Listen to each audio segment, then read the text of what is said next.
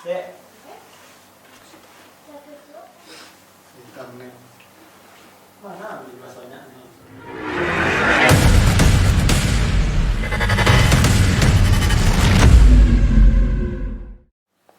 Assalamualaikum warahmatullahi wabarakatuh. Waalaikumsalam. Alhamdulillah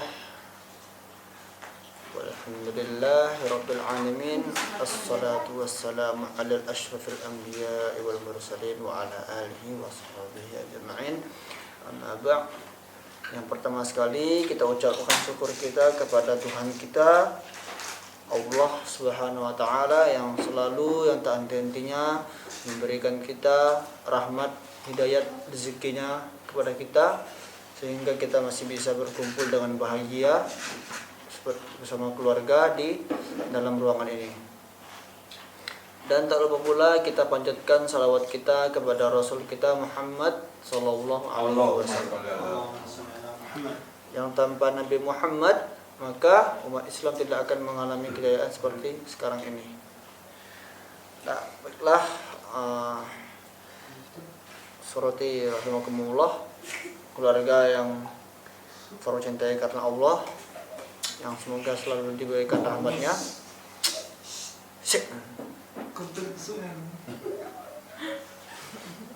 Bagus.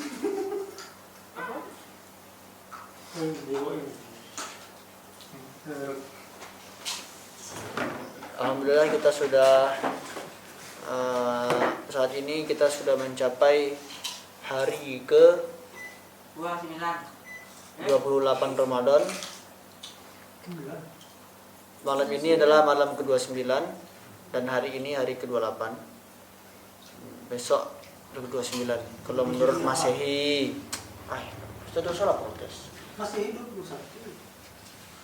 Alhamdulillah kita sudah berada di penghujung hari-hari terakhir Ramadan, yang mana kebanyakan manusia umat Islam di Indonesia itu mungkin di dunia ya, tapi mayoritas Indonesia yang seringkali menganggap remeh hari-hari terakhir Ramadan ini, karena sudah menjadi kebudayaan Indonesia, umat Islam di Indonesia.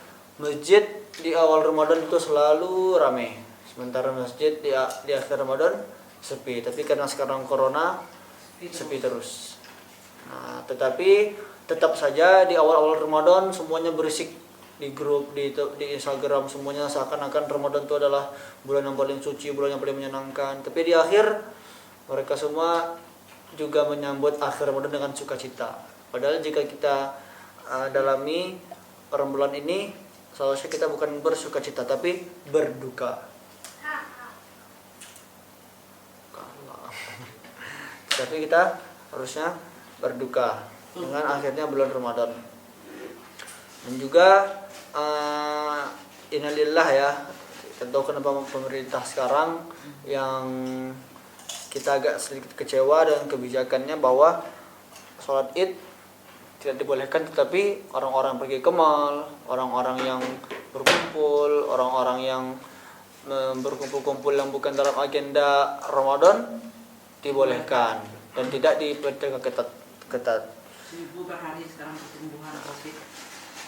Nah, jadi bagaimana mungkin kita bisa tenang jika mall ramai tetapi masjid sepi gitu kan? Kalau emang semua dilarang untuk beramai-ramai, setidaknya pemerintah juga melarang semuanya untuk tidak melakukan aktivitas di luar. Nah, jadi itulah kesalahan yang tidak pernah hilang di umat Islam di Indonesia ini, di mana di akhir Ramadan itu selalu dianggap remeh-temeh dan tidak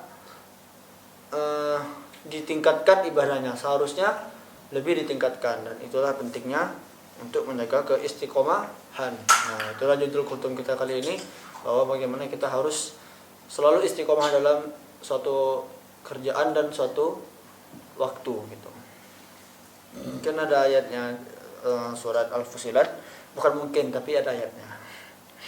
Innal ladzina qalu rabbuna Allahu tsumma istaqamu tatanazzalu alaihimul malaikah alla takhafu wa la tahzanu wa abshiru bil jannah allati kuntum tu'adun. Nah, di sini dikatakan tulis dalam Al-Qur'an, sungguhnya orang-orang yang berkata Tuhan kami adalah Allah. Kemudian mereka meneguhkan pendirian mereka, summastaqamu. Kemudian mereka meneguhkan pendirian mereka. Maksudnya di sini apa? Bukan sekadar meneguhkan saya semangat, tapi meneguhkannya lebih dalam lagi. Bagaimana cara dia meneguhkan apa tadi? Meneguhkan pendirian itu maksudnya adalah bagaimana cara dia memanajemen diri dia sendiri agar dia tidak melenceng dari jalan yang sudah dia jalani, agar dia selalu teguh dalam pendirian mereka, selalu teguh di dalam jalan mereka dan tidak pergi kemana-mana, gitu kan. Nah, itu kita terapkan di bulan Ramadan ini. Bagaimana kita memulai Ramadan dengan banyak mengaji, bagaimana kita memulai Ramadan dengan sering pergi ke masjid, dengan sering mengisi kajian, dan selalu kita pertahankan sampai di akhir Ramadan. Nah, itu bagaimana, disitulah pentingnya summastaqamu, itulah istiqomah.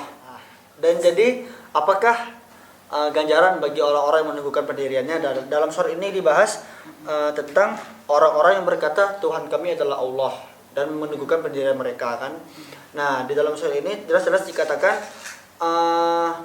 bahwa orang-orang yang meneguhkan diri ini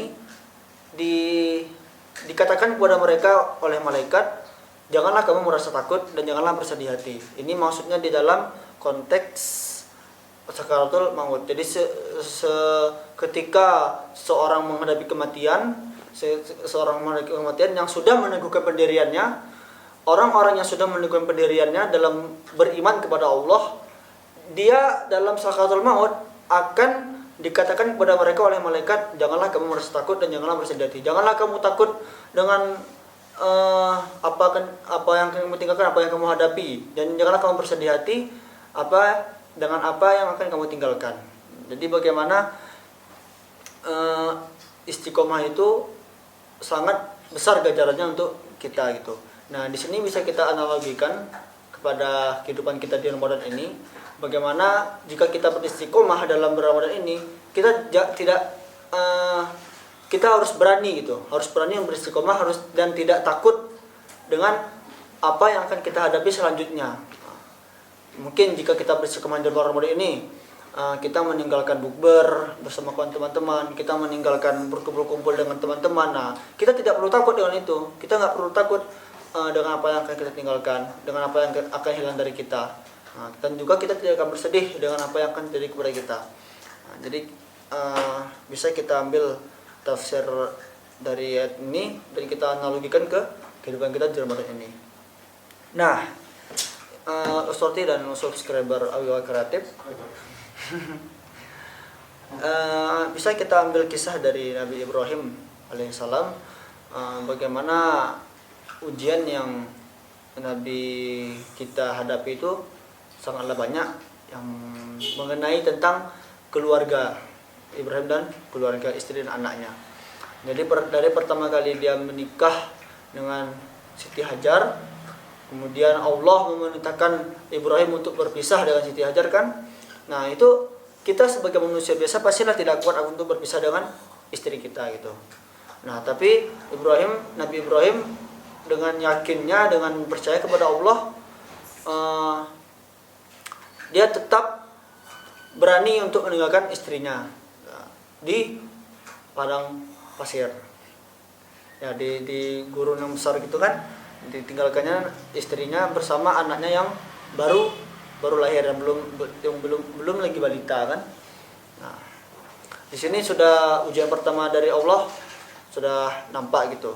Kemudian alhamdulillah dilalui dengan Siti Hajar, dan kemudian Nabi Ibrahim bertemu kembali dengan Siti Hajar dan anaknya, lagi-lagi diberikan lagi ujian oleh Allah. Nah, di sini kita lihat bagaimana teguhnya pendirian Nabi Ibrahim dalam menaati perintah Allah, gitu kan.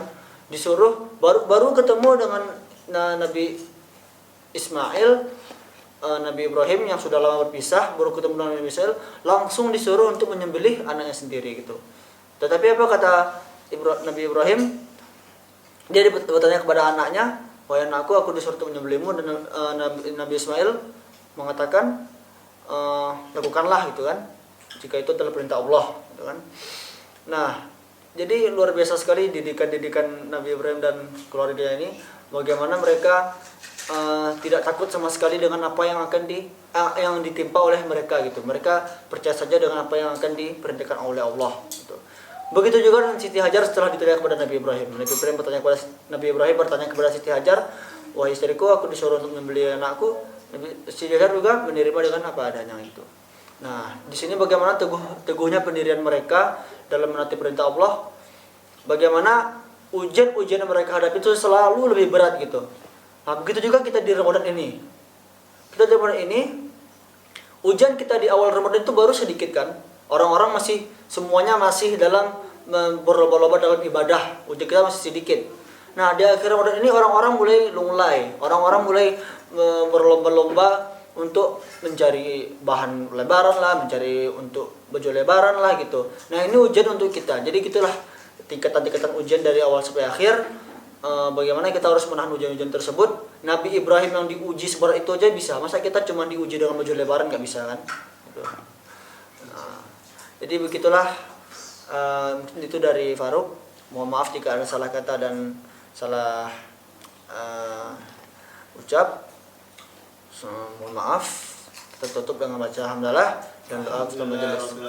Subhanakallahumma wa bihamdika. Assalamualaikum warahmatullahi wabarakatuh. Waalaikumsalam.